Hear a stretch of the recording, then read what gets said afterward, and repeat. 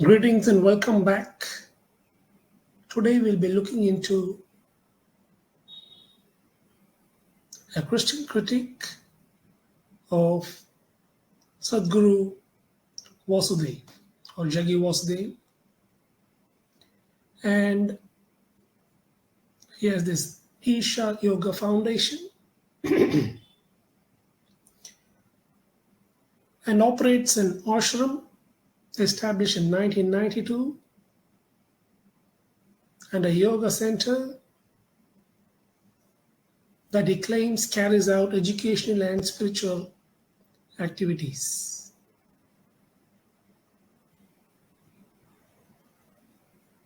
He is the author of the New York Times bestseller Inner Engineering, Yogi's Guide to Joy, Ananda, and Karma, Yogi's Guide to Crafting Your Destiny. And he is a frequent speaker, a popular guru. Definitely, he's popular with the mainstream media. His opinions are valued, accepted. He is in connection with the ruling party, Saffron, and everything is going for him.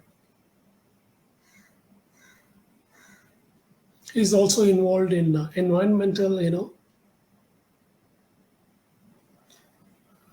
projects, protecting the environment from climate change. And he received the Padma Vibhushan, India's second highest civilian award, for his contributions to spirituality and humanitarian services.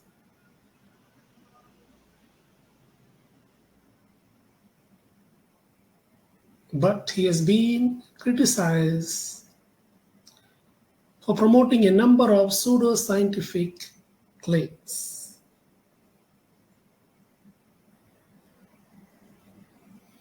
So he is a Telugu man from Mysore, born in 1957. He studied English literature from University of Mysore.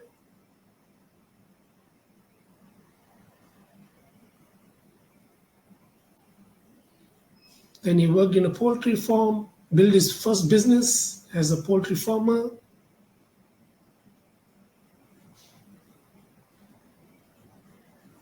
It was a profitable business, but it was criticized, as you know, because of its implications. The family criticized him for poultry is for food, of course. He left that business and then he started a construction industry with a company named Bill Davis. Is entering the mafia territory.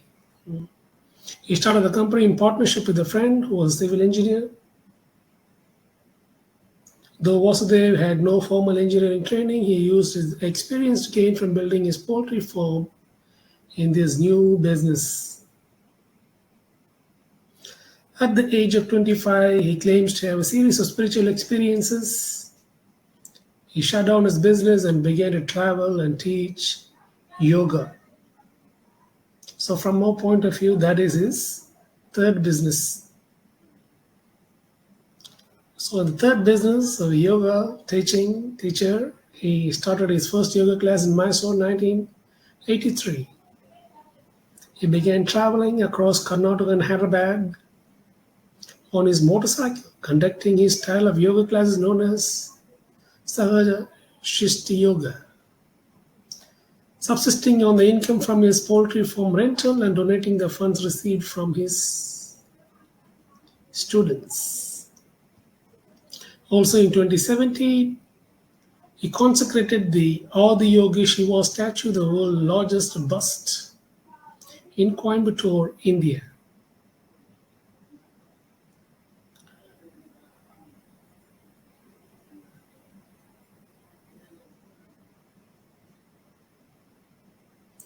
So he says that he recollects that his first spiritual experience occurred when he turned 25. Medical point of view, around 25 years old.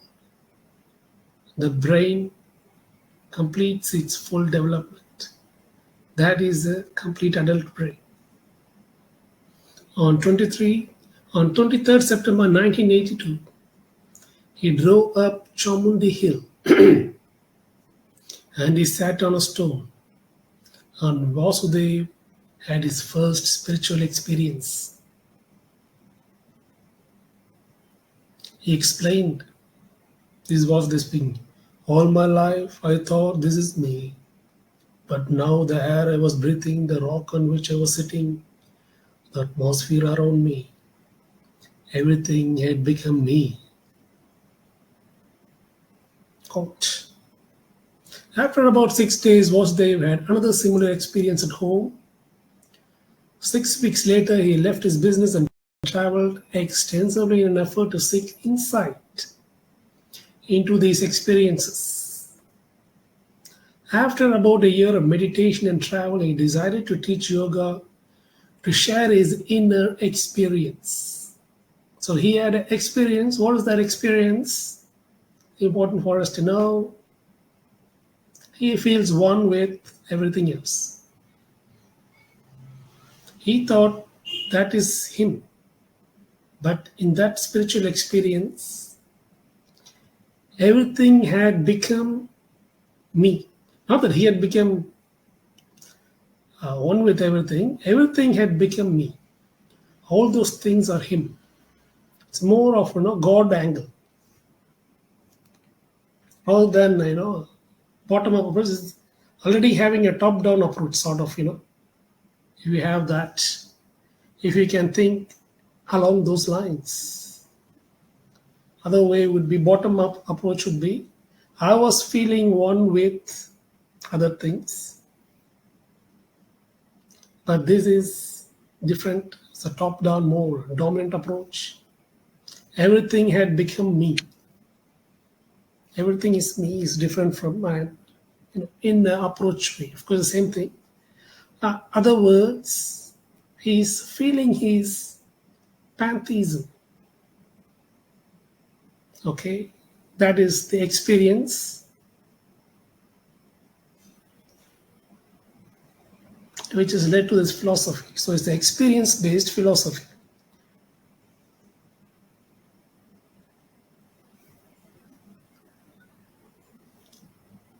Personal lives, he loves driving motorcycles. Chamundi Hills, the favorite place. Sometimes he drove much further into Nepal. He advocates vegetarianism.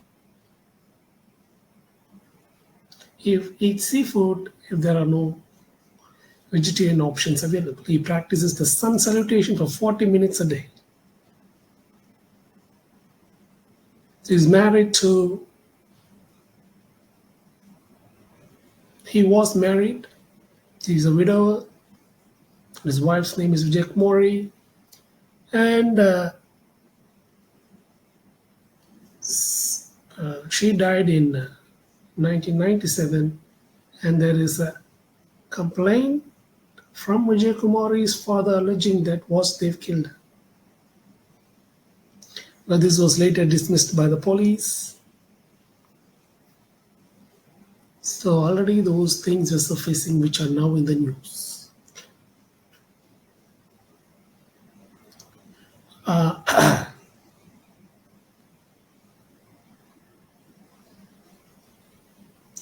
His child, as a girl child named Radhe, who is a dancer. She married Indian classical vocalist Sandeep Noro in 2014. Slightly irrelevant, but that's his family.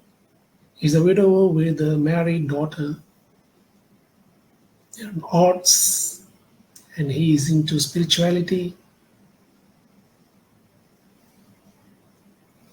Now, the Isha Foundation was established in 1992. It's a platform for spiritual, environmental, educational activities.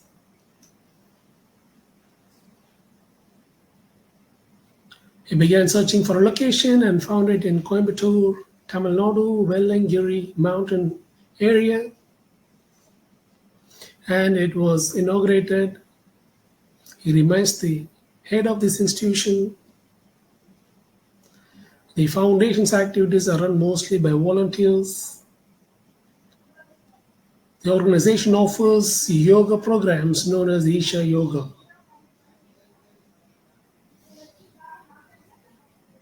The foundation aims to improve quality of education in rural India through an initiative called Isha Vidya. Finally, the Hindus have started going to the education field, which is dominated by Christians. You can see Christian schools everywhere, villages, towns, cities. Now, through these foundations, it is being done. Not by the traditional Hindu system, where, of course, only the Brahmins get educated in Sanskrit, which is their holy language. Others can get educated in their jobs or caste occupations from their fathers' families, guilds, if you want to call them. But a proper school education, which is now part of sort of a rights for every child right, was not provided through the Hindu system. It's provided by the government and private players, mainly Christian institutions, which are known for education. So, we have introduced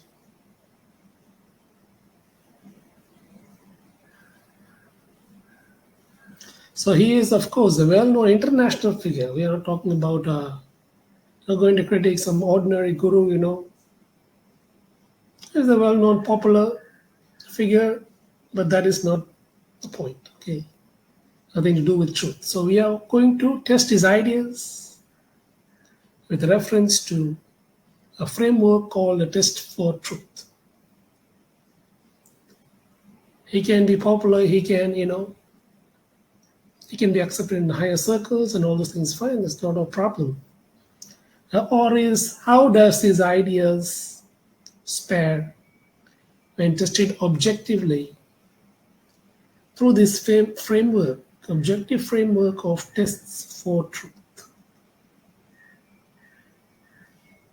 Has he been deceived in his own framework? It's possible. So Sadhguru has authored over 30 books, frequent public speaker, and is invited to address many prestigious forums and conferences across the globe. As I already said, he is honored with the Padma Vibhushan, second highest civilian award.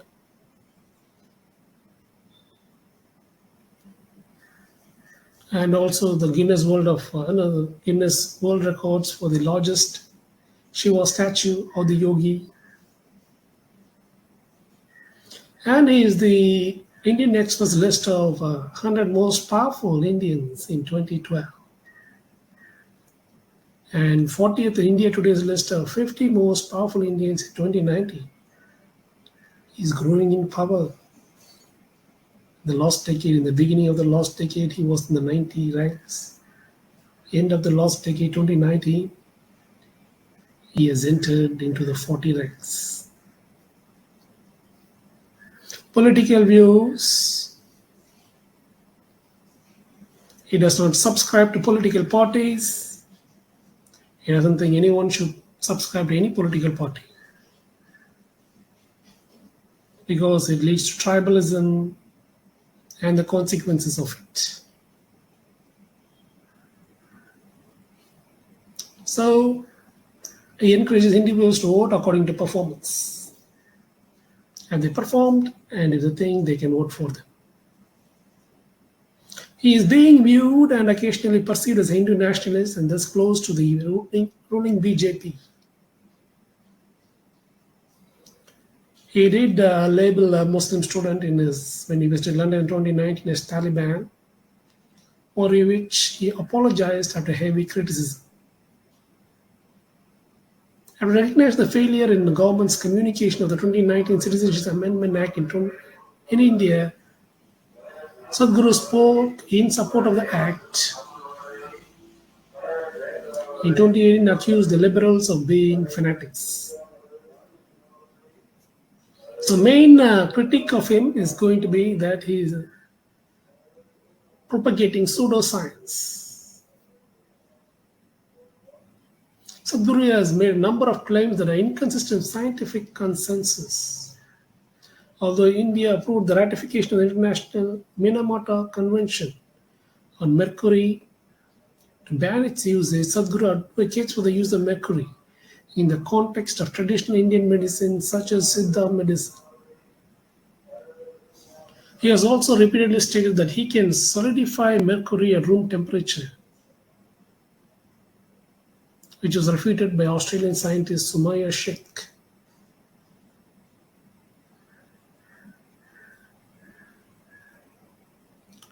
Another pseudoscientific claim he has been criticized is about a statement regarding the negative effects that a lunar eclipse can have on a body's energy. So, there ends the Wikipedia article which I have used for giving the introduction. So, what does the word Sadhguru means? The word Sadhguru means a true guru in Sanskrit.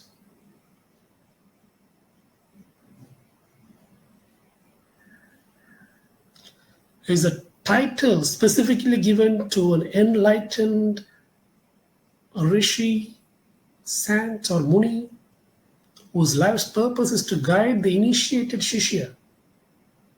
Sadhguru, the true guru will, in Sanskrit and Hindu system, he will be accepted as, if he is accepted as Sadhguru, then there will be people coming to him to get initiated under him,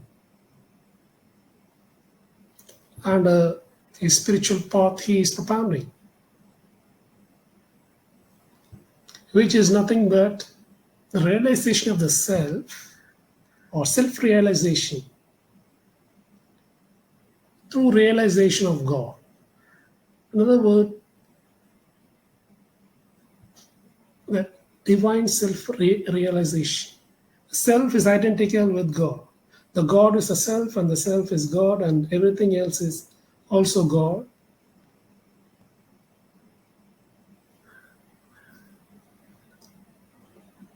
So that is the thing for which he is the guru. Okay? For self-realization. He is a self-realization guru. Want to understand him rightly, fully, that's what we should do. Of course, once he's a guru, he's going to talk on everything, but you come to him for this, and that is the only thing he is a guru at in Sanskrit.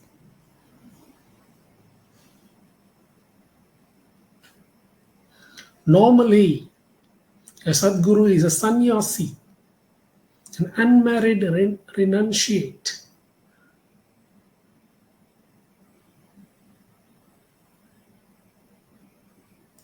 Sadhguru Tukaram and Sadhguru Kabir, as well as Sadhguru Jaki Vasudev, are not sannyasi.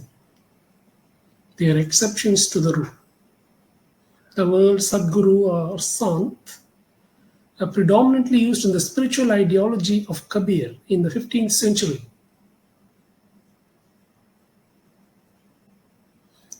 Sadhguru is the one who has seen the Supreme Lord of Truth, who has experienced spiritual experience with God.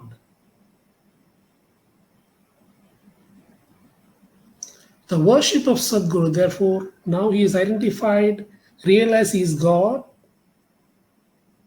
You also have to realize He's God and you have to worship Sadhguru along with other gurus. Sadhguru is a physical form of God, according to the word study. Okay, whether Sadhguru himself, this Sadhguru, is allowing that or claiming that or wanting that is a different thing. But traditionally in Hindu system, Sadhguru is to be worshipped and included in the worship of all deities. He is the physical form of God. So I'm reading all these things from the Wikipedia article or the title Sadhguru. Read Sadhguru in Wikipedia, you will come up with the Sadhguru, also known as Sadhguru. And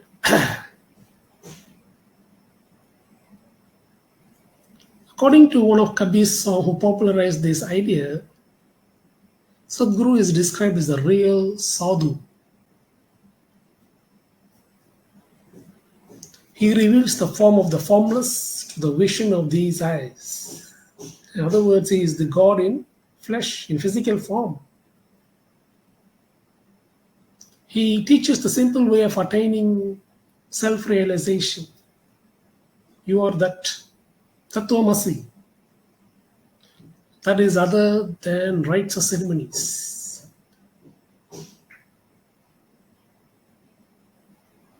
He can do it without asking you to renounce the world.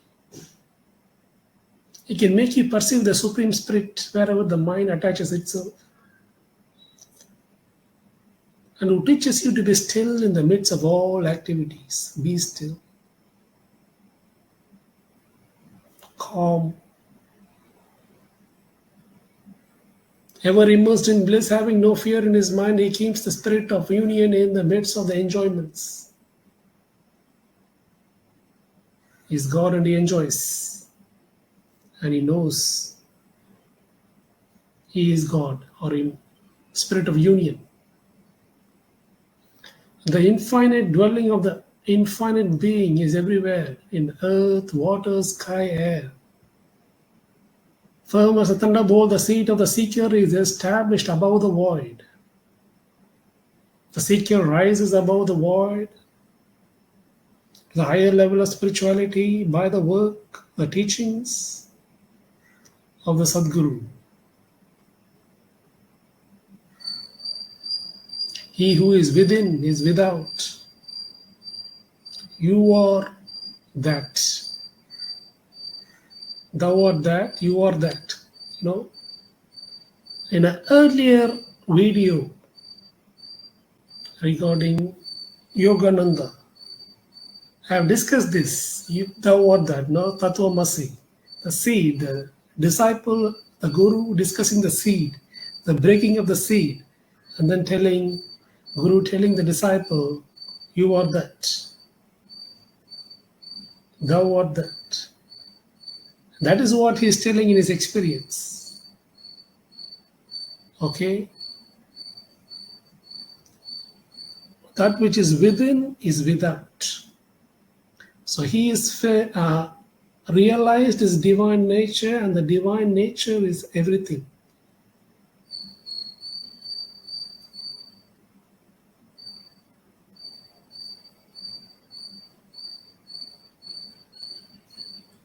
Sadhguru also called the real perceptor.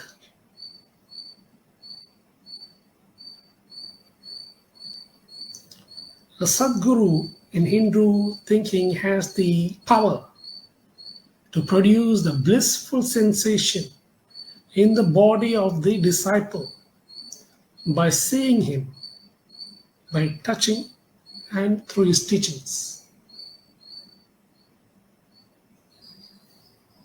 So the Sadhguru in Hinduism is along this line. You have to think this way. Okay, self-realization that the person is identical with God or ultimate Brahman. The word God should not be used with ultimate Brahman, and that ultimate Brahman is everything, and you are that. That which is within is without. Everything is divine. And they are come to a state of consciousness where they think along these lines, where they feel this way. And it is accepted, this based the whole philosophy. That's why this Sadhguru says it's not a philosophy, because this whole philosophy is based on this experience. Okay, the rest is, just a theoretical framework in which it is placed.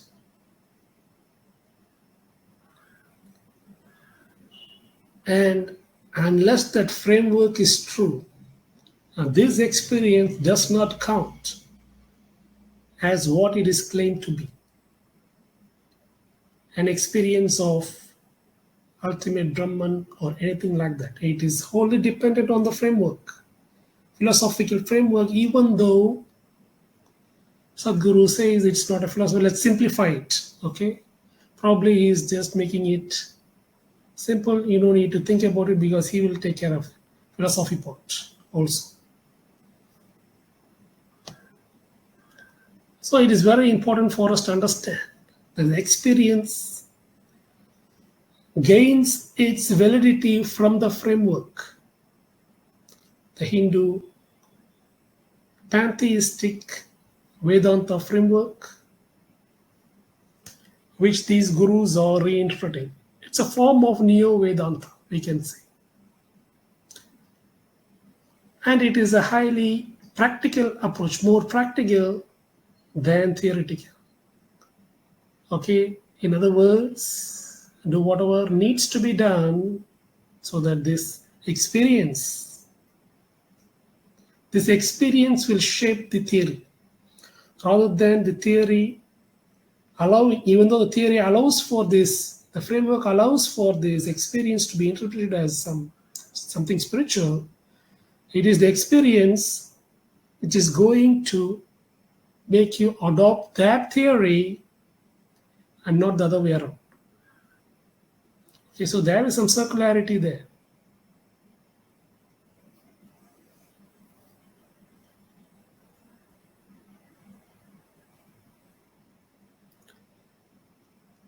Some disturbing trends for Christians should be that Sadhguru is to be worshipped.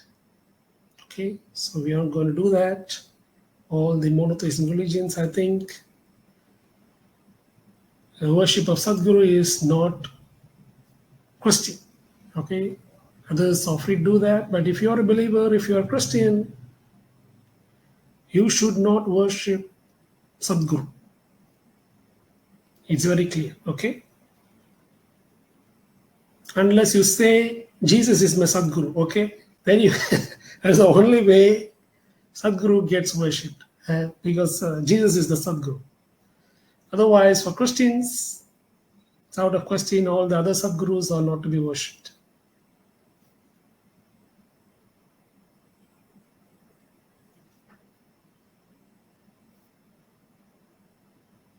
So according to Dada Bhagwan, Sadhguru must maintain self-knowledge. It's very difficult, he says, to define and identify someone as a Sadhguru. You have to make them believe. There's a make-believe process, right or wrong.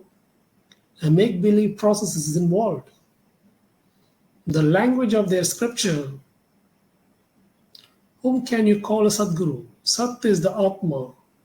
So whoever has attained the soul, the Guru, that Guru is a Sadhguru. Therefore, an Atma Jnani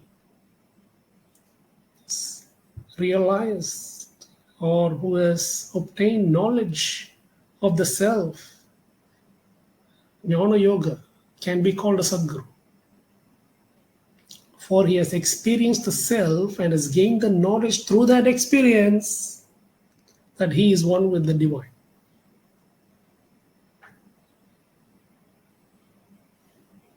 So that is the Atma Jnanam, or knowledge of the Atma. He now knows that Atma, that which is himself, is same as the divine, that he is the divine. So that is the soul realization of Atmanyani. So because of that, he is the Atmanyani. And even this Sadhguru, Jaggi Vasudev, also promotes Jnana Yoga. Okay, Vivekananda promoted Raja Yoga and Karma Yoga. Yogananda promoted Kriya Yoga and Karma Yoga. And this Sadhguru promotes Jnana Yoga and Karma Yoga.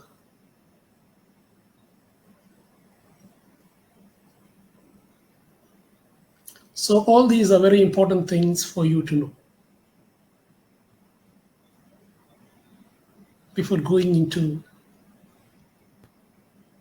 my book on which this whole talk is based. So now it's already 30 minutes and we have reached a point where I'll give you the actual further introduction to what we will be doing, the critique. So we'll be looking into the introduction, which you already done. The introduction is done. Now we'll go into next step. We'll be looking into the foundations of Sadhguru's philosophy. And then chapter 3, exploring the core beliefs and teachings. Chapter 4, karma. Chapter 5, reincarnation. Chapter 6, reincarnation scams. Chapter 7, logical errors in karma. Chapter 8, can karma be quantified? If you want to balance those things, is there any time technique? Now it's going to be 2025 in the eternal religion to quantify karma. Next, chapter 9, the 3 freedoms that Christ gives. Chapter 10, moksha, or liberation, the illusion of liberation. Chapter 11, moksha in Indian Bible. Heaven is called moksha because, because of the salvation, comparison. Tamil Bible, paralogam, moksham, that's the word which we use for heaven. Chapter 12, Tantra and sexual mysticism. Chapter 13, refuting the idea of universal consciousness, or the teachings of Sadhguru. Chapter 14, looking at the whole thing as a holistic, wholesome scam. From a Christian perspective, it is a wholesome scam. Whole of Hinduism itself is a wholesome scam. It's a Brahmanical scam. It's a satanic scam. That will be chapter 14 and 15. Chapter 16 will be the gospel from spiritual death to spiritual life, which is the truth, the gospel truth. Chapter 17, all these gurus are burdening the new generation and yoking the Hindus to maintain their control over Hindu population through Hindu superstitions and pseudoscience. Deceiving the new generation with Hindu yoke. What makes the scam work? Cognitive bias of Sadhgurus and Hindus. And chapter 20, inner engineering, critique, self-realization, spiritual evolution, debunked. Chapter 21, Isha Yoga, Jnana Yoga, old wine in new label. Chapter 22, Sadhguru, the self-styled pop guru, the personal branding and marketing of Sadhguru. Third business of Vasudev is doing well. Chapter 23, you don't get scammed. As a Christian, as a believer, if you're not a Christian, I cannot help you. But if you are a Christian, don't get scammed. Chapter 24, Pop Guru Effect, Popularity, Ad Populum Fallacy, how is it working for Sadhguru as it is working for every other popular person. Chapter 25, Sadhguru as authority figure. Another logical fallacy, appeal to authority, and cognitive bias called halo effect. Chapter 26, going to zoom out and critique the megalomaniacal meta-narratives of Eastern spiritualities as a whole. The claim to know all of reality in an oversimplified way by looking into yourself and telling something called Brahman, and this is all Brahman, that's all. That is not possible. It's totally oversimplified scam, at least deception if it's not a willful scam. Next, epistemological humility. You cannot know all those things, ultimate reality. And the need, only God can tell you anything about reality because He is the one who created this reality. That is why the most logical thing is revelation from the omniscient creator God. That is the only logic which stands. Chapter 28, Paul's warning of knowledge, falsely so-called, which you're going to look into as we look into Jnana Yoga. This is the sort of thing, Gnosticism, which of course even Sadhguru uses the word Gnosticism, some form of gnosis, knowledge, Jnana Yoga, which Paul critiques heavily in all his letters because of the Greco-Roman presence of those schools of thought which are running wild in the Roman Empire when Christianity was just starting off. So with this, I'll finish this introduction. I hope you found it useful, interesting, and I believe it will help you to understand Sadhguru, the whole concept of Sadhguru, the whole approach of Eastern philosophies, the problems they're trying to solve, etc., which will come into, of course, the whole point, isn't it, of the critique. So thank you for joining. May God bless you. Jesus loves you.